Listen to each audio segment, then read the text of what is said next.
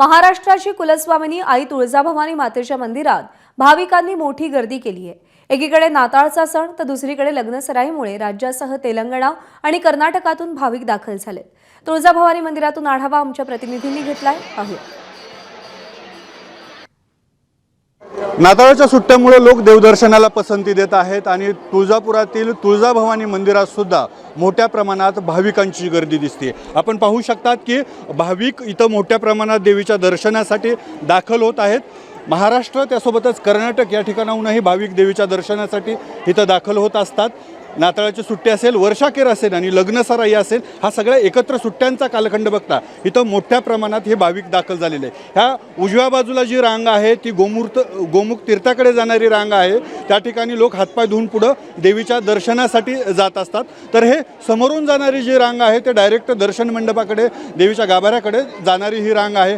डाव्या बाजूने इथून लोक परतीच्या मार्गाने येतात आणि जी पलीकडे रांग दिसते तुम्हाला ती कल्लोळ तीर्थाकडे जाणारी रांग आहे। त्या